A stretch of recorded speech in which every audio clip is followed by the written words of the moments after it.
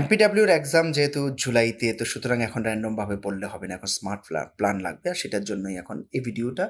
আগের ভিডিওতে হাইওয়েট topics, daily target এগুলো সম্বন্ধে একটু কথা বলেছি। কিন্তু এখন আরো প্রপারভাবে আ ভাং ভেঙে কথা বলব, যাতে আরো তোমাদের জন্য আরো উপকার হয়, সেটার চেষ্টা করছি এই ভিডিওটাতে। আ বাই দ্য ওয়ে, যদি নতুন হয়ে থাকো, তাহলে আমাদের যে চ্যানেলটা আছে, অথবা তুমি ফেসবুকে দেখছো, তো ফেসবুককে সাবস্ক্রাইব করে নেবে, বন্ধুদের সঙ্গে শেয়ার করবে, কমেন্ট করবে। এগুলোতে আমরা বুঝতে পারি যে ঠিক আছে, আমাদের কনটেন্ট তোমাদের কাজে আসছে। আর চে এ কমেন্টে এবং ডেসক্রিপশনে আমাদের হোয়াটসঅ্যাপ গ্রুপের লিঙ্ক দেওয়া আছে। আশা করি তোমাদের উপকার হবে। সেখানে জয়েন করে নেবে। তো এখন যে কথাটা একটু আগে বললাম, যে এখন র্যান্ডম পড়ে হবে না। আজকের ভিডিওটা তোমাদের জন্য খুব ইম্পর্টেন্ট, কারণ আমরা ডিসকাশন করব জুলাইয়ের রিটেন এক্সামের জন্য লিমিটেড টাইম প্রিপারেশন স্ট্র্যাটেজি। অনেক স্টুডেন্ট এখন খুবই টেনশনে আছে, জানি। কারো সিলেবাস শেষ হয়নি, কারো রিভিশন হয়নি। কেউ আবার একদম বুঝতেই পারছে না যে কী করব, কোথা থেকে শুরু করব। ঠিক কি না? কিন্তু টেনশন নিয়ে লাভ নেই। এখন দরকার হচ্ছে একদম ক্লিয়ার প্ল্যান, আর প্রপারলি এগোতে হবে। এর মাঝখানে আমি কথাগুলো বলার মাঝখানে একটা জিনিস বলে দেব। যদি একদম লাস্ট মিনিট প্রিপারেশন লাগে, সমীশের কাছ থেকে তোমরা একদম লাস্ট মিনিট প্রিপারেশন হিসাবে সব কিছু পেয়ে যাবে।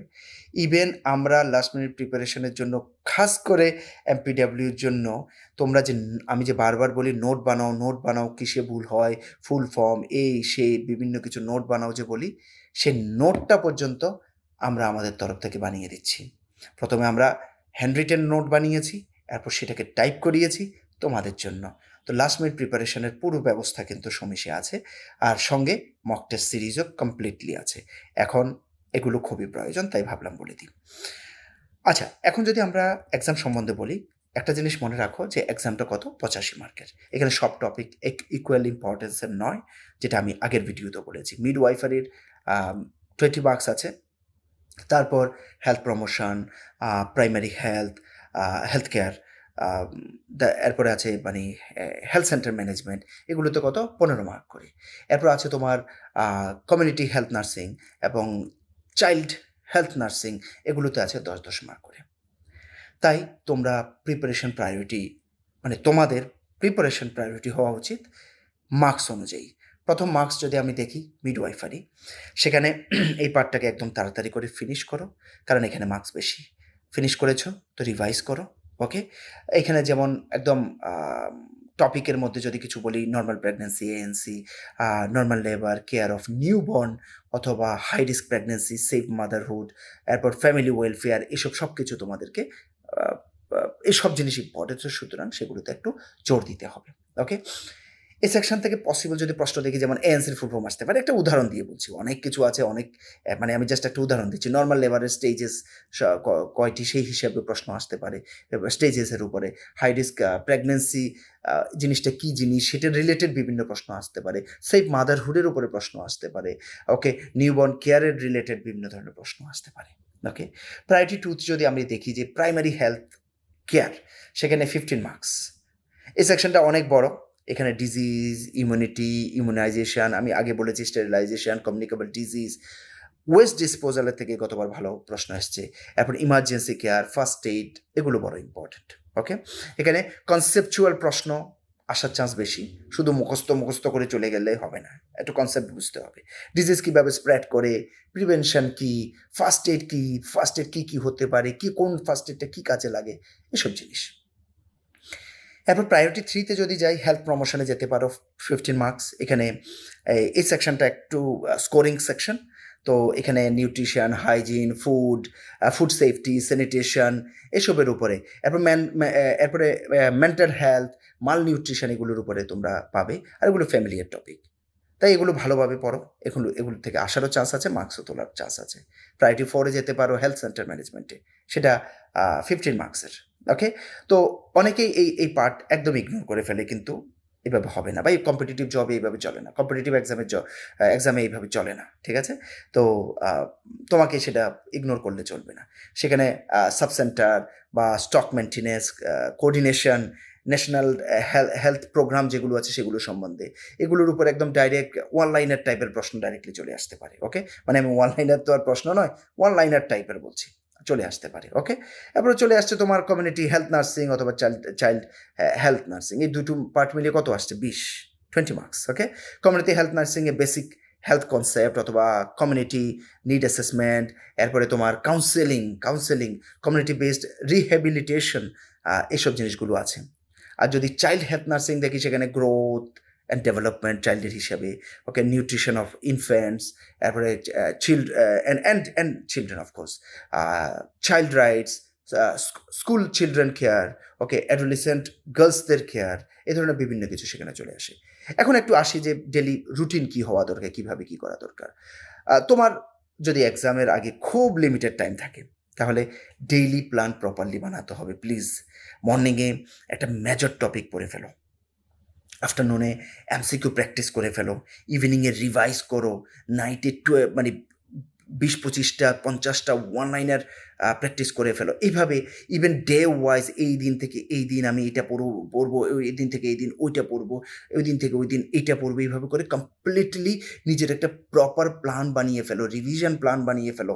কারণ এই মুহূর্তে দেখো সত্যিকার অর্থে ফুললি নতুনভাবে পড়াটাও ঠিক নয়। এখন হচ্ছে রিভিশন, এখন হচ্ছে লাস্ট মিনিট প্রিপারেশন। তো লাস্ট মিনিট প্রিপারেশনের মতো করা উচিত। মক দাও, যত বেশি পারো মক দাও। সেটা আরেকটা ইম্পর্টেন্ট জিনিস। তুমি টপিক ওয়াইজ মক দাও, তোমরা ফুল মক দাও, এগুলো সব দিতে থাকো, ঠিক আছে? তো প্রতিদিন একটা বড় টার্গেট রাখো, ওই বড় টার্গেটটাকে একদম ফুলফিল করার চেষ্টা করো। একদিন ধরো একটা কথা আজকে আমি এএনসি, নর্মাল প্রেগনেন্সি, নিউবর্নের কেয়ার, এগুলো সব কিছু শেষ করবো ফর এক্সাম্পল। কালকে আমি ইমিউনাইজেশন বা কমিউনিকেবল ডিজিজ বা ফার্স্ট এড এইগুলো সব শেষ করবো। এভাবে ছোটো মানে ছোটো টার্গেট নয়, বড় টার্গেট নিয়ে জিনিসটাকে শেষ করো, কারণ এখন সময় নেই একদম। মানে অনেকের মিস্টেক হচ্ছে, সবচেয়ে বড় মিস্টেক আমি যেটা দেখি আর কি গভর্নমেন্ট জব এক্সামের ক্ষেত্রে, সেটা হচ্ছে শুধু পড়তে থাকা। সিলেবাস ওয়াইজ পড়তে গেলাম, প্রতিটা টপিক পড়তে গেলাম না। আমি কোশ্চেন আনসার করতে হবে, আমাকে প্র্যাকটিস করতে হবে, আমাকে মক টেস্ট দিতে হবে, এই জিনিসগুলো প্রচণ্ড ইম্পর্ট্যান্ট, সেটা আমি মনে করি। এখন কিছু কোশ্চেন এক্সাম্পল যদি আমি এখন তুমি যখন নিজে কিছু জিনিস, হ্যাঁ তুমি পড়ছো, নিজে কিছু জিনিসের প্র্যাকটিস করো, নিজে প্রশ্ন বানাও। কিছু প্রশ্ন তো ওখানে আছে, স্টাডি মেটেরিয়াল থাকতে পারে, বিভিন্ন কিছু থাকতে পারে, আবার নিজেও কিছু জিনিস এদিক ওদিক করো। কেন? তাতে না ফান্ডামেন্টাল ক্লিয়ার হয়ে যাবে। কোনো কিছু ফান্ডামেন্টাল যদি প্রবলেম থাকে সেখানে ক্লিয়ার হয়ে যায়। ইমিউনাইজেশনের ক্ষেত্রে আরে তুমি চিন্তা করতে পারো, ভাই ইমিউনাইজেশন কেন করি, কেন দিই? তো ডিজিজ প্রিভেনশনের জন্য, ইমিউনিটি ডেভেলপ করার জন্য আমরা দিচ্ছি, ঠিক কি না? স্টক মেনটেন্যান্সের মধ্যে তুমি চিন্তা করতে পারো যে আর সাব সেন্টারে স্টক রেজিস্টার মেনটেন করা কি দরকার? প্র্যাকটিক্যাল কিন্তু, হ্যাঁ? তো বলবে যে আর কেন করা হয়? তুমি নিজেকে প্রশ্ন বলবে যে ভাই মেডিসিন, ভ্যাকসিন, বিভিন্ন ইকুইপমেন্ট এগুলো কতটুকু আছে, কম নাকি, আবার কিনতে হবে নাকি, এই জিনিসটা জানার জন্য স্টক মেনটেন করতে হবে। তো নিজের কোশ্চেন নিজে বানিয়ে এইভাবে নিজেকে একদম স্ট্রং করে ফেলো। ওকে? এখনও মাঝখানে আছি, এখনও বলছি সাবস্ক্রাইব না করলে সাবস্ক্রাইব করে নাও, কমেন্ট করে দাও, বন্ধুদের সঙ্গে শেয়ার করো, ভালো লাগলে লাইক করো, আর আমাদের হোয়াটসঅ্যাপ গ্রুপ জয়েন করে নাও, আশা করি লাভ দিতে পারবো। আচ্ছা, এবার শেষ 7 দিন শুধু নতুন টপিক পড়বে না প্লিজ। একদম 7 দিনে শুধু রিভিশন, মক টেস্ট, উইকেরিয়ার অ্যানালাইসিস, উইকেরিয়ার উপর কাজ, শুধু এগুলো হবে। শর্ট নোট যত বানিয়েছো, শর্ট নোট আমাদের হলে আমাদের শর্ট নোট, সেগুলো সব কন্টিনিউয়াস প্রপারলি পড়তে থাকো। ওকে? একটা আলাদা খাতাতে তোমার important full form, definition, important প্রোগ্রামের উপরে তোমাদের বিভিন্ন কিছু, ওকে, ডিজিজ বা এটার প্রিভেনশন বা ফার্স্ট এইড রিলেটেড বিভিন্ন পয়েন্ট, মিডওয়াইফারি রিলেটেড কি পয়েন্ট, এগুলো সব কিছু লাস্ট 7 দিনে এগুলোকে বারবার পড়তে থাকো। যদি কেউ আমাদের লাস্ট মিনিট প্রিপারেশন নাও, তাহলে এই বইটা অবশ্যই লাস্টের জন্য ইউজ করবে, প্রচণ্ড কাজে আসবে। এই যে জিনিসগুলো বলছি, যেগুলো পড়ে তোমরা লিখতে, সেই জিনিসগুলো আমরা করে রেখে দিয়েছি তোমাদের জন্য, ঠিক আছে? তো সেই জিনিসটা আরামসে তোমরা ইউজ করতে পারো। এক্সাম হল স্ট্র্যাটেজির ক্ষেত্রে স্ট্র্যাটেজিও কিন্তু প্রচণ্ড ইম্পর্ট্যান্ট। যেমন ইজি প্রশ্নগুলো আগে করে নেবে, শেষ করে দেবে। ইজি প্রশ্ন যেগুলো হচ্ছে শেষ করে দেবে। যে কোশ্চেন নিয়ে তোমার ডাউট আছে সেটা একদম পরের জন্য রেখে দাও, ঠিক আছে? টাইম নষ্ট একদম করবে না পরীক্ষার ভেতরে, ঠিক আছে? তো একটা জিনিস বলবো, আজকে স্ট্র্যাটেজিটা ফলো করলে কম টাইমে অনেক কিছু সিলেবাস কভার করে নিতে পারবে। এখন সময় কম, সুতরাং কভার বেশি করে করতে হবে। আর আরও ভিডিও লাগলে অবশ্যই লিখো। মিডওয়াইফারির উপর কিছু ইম্পর্টেন্ট টপিক কী হতে পারে সেখান সেটা নিয়ে আমি ভিডিও বানানোর ইচ্ছা আছে। তো তোমাদের যদি মনে হয় যে না সেটা দরকার আছে অবশ্যই কমেন্ট করো, তাহলে ভিডিও নিয়ে আসবো। আর ভিডিও ইউজফুল লাগলে অবশ্যই যেটা বারবার বলি লাইক, সাবস্ক্রাইব, শেয়ার, কমেন্ট সব কিছু করতে থাকো, তাতেই আবার ফিল হয় যে না ইয়ার করতে থাকা উচিত, মানুষের জন্য বানানো উচিত। ঠিক আছে?